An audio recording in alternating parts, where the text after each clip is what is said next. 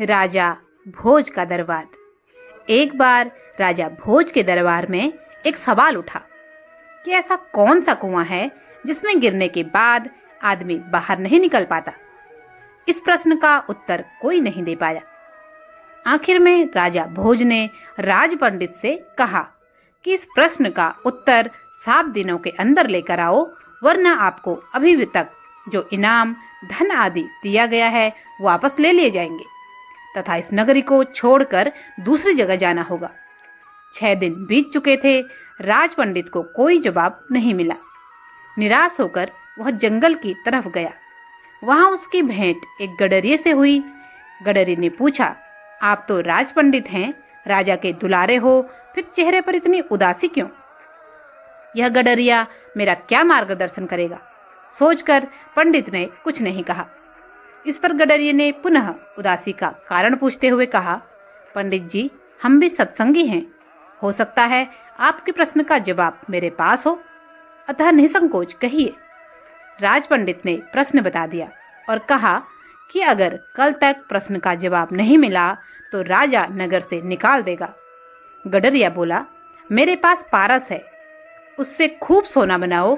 एक भोज क्या, लाखों भोज तेरे पीछे घूमेंगे। बस पारस देने से पहले मेरी एक शर्त माननी होगी कि तुझे मेरा चेला बनना पड़ेगा। राज पंडित के अंदर पहले तो अहंकार जागा कि 2 कौड़ी के गडरिये का चेला बनूं, लेकिन स्वार्थ पूर्ति हेतु चेला बनने के लिए तैयार हो गया। गडरिया बोला, पहले भेड़ का दूध पियो, फिर चेले बनो। राज पंडित ने कहा कि यदि ब्राह्मण भेड़ का दूध पिएगा तो उसकी बुद्धि मारी जाएगी।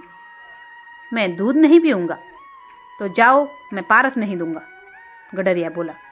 राज पंडित बोला, ठीक है, दूध पीने को तैयार हूं, आगे क्या करना है? गडरिया बोला, अब तो पहले मैं दूध को जूठा करूंगा, फिर तुम्हें पीना पड़ेगा। राज पंडित ने कहा, तू तो हद करता है, ब्राह्मण को झूठा पिलाएगा? तो जाओ, गडरिया बोला। राज पंडित बोला, मैं तैयार हूं झूठा दूध पीने को। गडरिया बोलता है, वह बात गई। अब तो सामने जो मरे हुए इंसान की खोपड़ी का कंकाल पड़ा है, उसमें मैं दूध दोहूंगा, उसको झूठा करूं, तब मिलेगा पारस, नहीं तो अपना रास्ता नाप लीजिए। राज पंडित ने खूब विचार कर कहा, है तो बड़ा कठिन, लेकिन मैं तैयार हूं। गडरिया बोला, मिल गया जवाब। यही तो कुआं है, लोभ का, तृष्णा का, जिसमें आदमी गिरता जाता है और फिर कभी निकलता नहीं। जैसे कि तुम पारस को पाने के लिए इस लोभ रूपी कुएं में गिरते चले गए। तृष्णा ऐसी आग है कि जितनी दुनियावी चीजें बढ़ती जाती हैं, उतना ही लोभ, लालच बढ़ता जाता है। जिस प्रकार आग में जितनी लकड़ी डालते जाओ, उतनी ही लंबी लपटें निकलती हैं। तृष्णा वाला मनुष्य कभी तृप्त नहीं होता।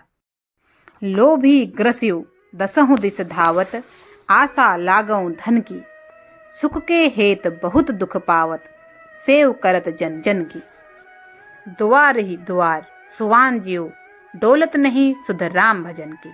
अर्थात लोभ का मारा धन की आशा के पीछे लगकर यह 10 दिशाओं में भागता फिरता है। सुख की खातिर यह बहुत दुख उठाता फिरता है। हर एक आदमी की चाकरी करता है, जिस प्रकार कुत्ता घर घर भागा फिरता है। यह भी धन के लोभ की खातिर भटकता फिरता है और परमात्मा की सुध ही भुला दी है।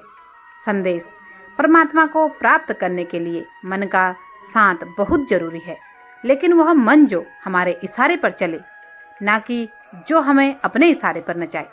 वीडियो पसंद आए तो प्लीज़ लाइक जरूर करें, चैनल पर नए हैं तो सब्सक्राइब करें और कमेंट बॉक्स में बताएं आप कौन से स्टेट से हैं। आपका बहुत बहुत धन्यवाद। जय जय श्री राम।